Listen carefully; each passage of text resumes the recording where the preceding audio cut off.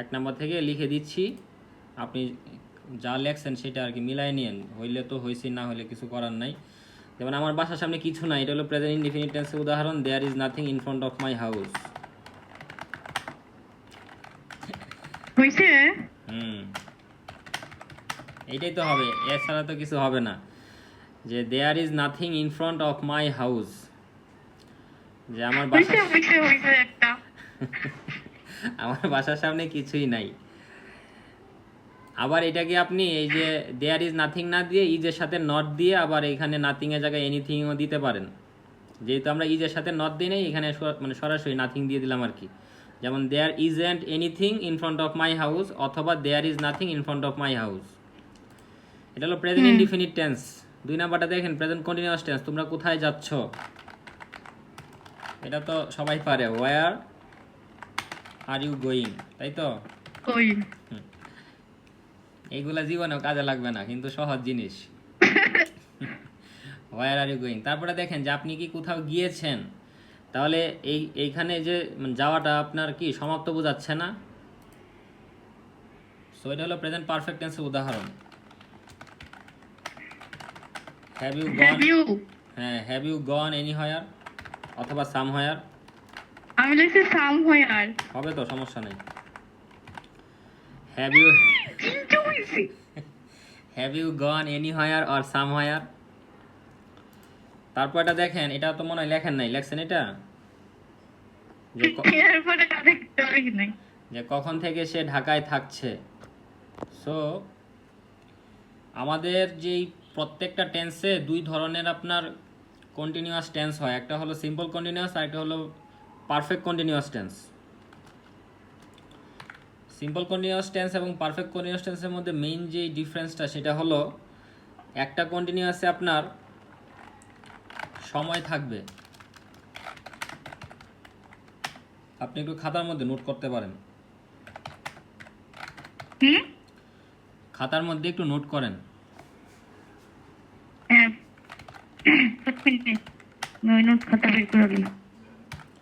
যখন দেখবেন, মানে এটা হলো আমরা এই যে প্রেজেন্ট কন্টিনিউয়াস এবং প্রেজেন্ট পারফেক্ট কন্টিনিউয়াস, এটা নিয়ে আর কি পড়তেছি, যে আমাদের তো প্রত্যেকটা, আমি এটাই চিন্তা করছিলাম।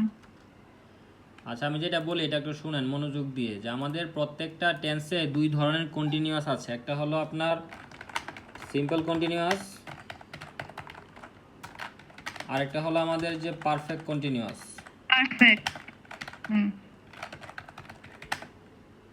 তো একটা জিনিস দেখে আমরা সবাই বুঝতে পারি যে কন্টিনিউয়াস মানে কি, কন্টিনিউয়াস মানে হলো চলমান, যে আপনার কাজটা চলমান থাকবে। কিন্তু একটা কথা হলো যে আমি যাচ্ছি আর আমি 1 ঘন্টা ধরে যাচ্ছি, 2টা কথা কিন্তু সমান না। একটা জায়গায় কোনো সময় নাই আর একটাতে সময় আছে। তো যখন দেখবেন যে কোনো একটা সেন্টেন্সের কাজটা চলমান এবং সেখানে সময় আছে, তখন সেটা হবে পারফেক্ট কন্টিনিউয়াস। আর যখন দেখবেন যে শুধু চলমান, ওই যে আমি লিখে দিছি দেখেন, আপনি স্ক্রিনে দেখেন। আচ্ছা আচ্ছা, বুঝছি। মানে কোনো একটা কাজ যখন আপনার চলমান থাকবে এবং সেখানে যদি সময় থাকে, তখন সেটা হবে পারফেক্ট কন্টিনিউয়াস। আর যদি আপনার শুধু চলমান থাকে, কোনো সময় নাই, তখন সেটা হবে কি সিম্পল কন্টিনিউয়াস। মানে আপনি সেন্টেন্সগুলো দেখলেই বুঝতে পারবেন, present continuous, past continuous, future continuous, এই 3টা কন্টিনিউয়াস টেন্সে আপনার কোনো সময় থাকবে না। কিন্তু আপনার present perfect continuous, past perfect continuous, future perfect continuous, এই 3টা পারফেক্ট কন্টিনিউয়াস টেন্সে আপনার অবশ্যই সময় থাকবে। তাহলে এইখানে যে আমাদের, আমি বলি, বলেন।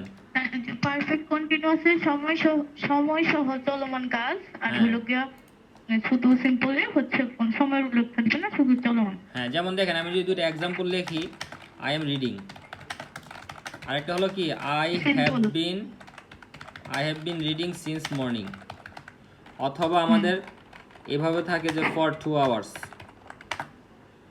যে I have been reading for 2 hours, I have been reading since morning. তাহলে এই যে দেখেন, এইখানেও রিডিং, এইখানেও রিডিং, কিন্তু একটা জায়গায় যেহেতু সময় আছে, সো এখানে আপনার ওই পারফেক্ট কন্টিনিউয়াস টেন্সের স্ট্রাকচার হয়ে যাবে আর কি, যে হ্যাভ বিন দিয়ে বা হ্যাজ বিন দিয়ে ভার্বের সাথে আইএনজি। আর সময়টাকে আমরা প্রকাশ করতে পারি 2 ভাবে, সিন্স অথবা ফর দিয়ে, যখন নির্দিষ্ট সময় থাকবে তখন হবে ফর, আর যখন আপনার অনির্দিষ্ট সময় থাকবে তখন হবে সিন্স। হ্যাঁ তো এইখানে আমাদের যে উপরের সেন্টেন্সটা ছিল যে কখন থেকে সে ঢাকায় থাকছে, আপনি যদি বলেন যে আমি ঢাকায় থাকতেছি, হ্যাঁ আমি ঢাকায় থাকতেছি, এটার ইংলিশটা হবে কি যে I am living or I am staying at Dhaka. একটা সিম্পল সেন্টেন্স যদি লিখি যে I am staying at Dhaka, এখানে কিন্তু কোনো সময় নাই, কিন্তু আমি যদি বলি যে আমি 2 বছর ধরে ঢাকায় থাকছি, আপনাকে বলতে হবে কি যে I have been living or staying in Dhaka for 2 years. So আপনি যখন প্রশ্ন করবেন যে কখন থেকে সে ঢাকায় থাকছে, তো এই টেন্সে যেহেতু আমাদের ফর অথবা সিন্স হয়, এই টেন্সে যেহেতু আমাদের ফর অথবা সিন্স হয়, শুধুমাত্র এখানে তো সিন্স হবে তাইলে। আচ্ছা আপনি একটু মনোযোগ দিয়ে শুনেন, শুধুমাত্র এই পারফেক্ট কন্টিনিউয়াস টেন্সে এই কখন থেকে এটার ইংলিশটা হবে সিন্স হয়েন। শুধুমাত্র পারফেক্ট কন্টিনিউয়াস টেন্সে কখন থেকে এটার ইংলিশটা হবে সিন্স হয়েন। আপনি একটু খাতার মধ্যে লিখে নেন যে সিন্স ওয়েন, শুধুমাত্র পারফেক্ট কন্টিনিউয়াস টেন্সে। এছাড়া অন্য ক্ষেত্রে কখন থেকে সেটার ইংলিশ হবে আপনার ফ্রম হয়েন, মানে অন্য টেন্সে। অন্যান্য টেন্সে এক মিনিট আমি লিখে লই, দাঁড়ান আমি লিখে লই। আচ্ছা আমি তো চলে যাচ্ছি না, আমি তো লিখে দিচ্ছি। অন্য ক্ষেত্রে অন্য টেন্সে আপনার এই ফ্রম হয়েন মানে কি কখন থেকে, কারণ ফ্রম মানে থেকে আর হয়েন মানে কখন।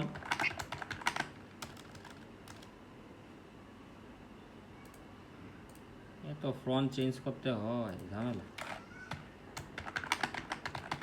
তাহলে শুধুমাত্র প্রেজেন্ট পারফেক্ট কন্টিনিউয়াস টেন্সে বলেন শুধুমাত্র পারফেক্ট কন্টিনিউয়াস টেন্সে কখন থেকে হইলো কি সিন্স হয়েন হবে, আর অন্য সকল কখন টেন্সে, থেকে ক্ষেত্রে অন্য সকল টেন্সে, আর অন্য সব সকল টেন্সে কখন থেকে মানে হলো ফ্রম হয়েন।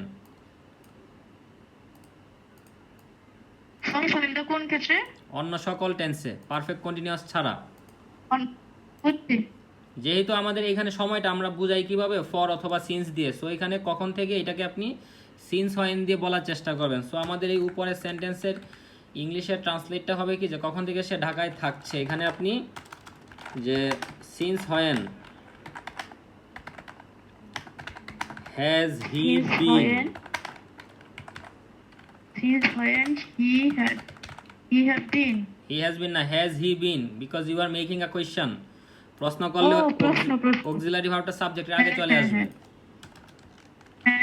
যে since when has he been living in Dhaka, অথবা কত বছর ধরে যদি বলে তখন এখানে আমরা হাউ লং ইউজ করতে পারি, যে how long has he been living or staying in Dhaka. যে সে ঢাকায়, হ্যাঁ এটা হবে যে কত বছর ধরে, যে how long has he been living in Dhaka, আর কখন থেকে সে ঢাকায় থাকছে since when has he been living in Dhaka. বুঝতে পারছেন?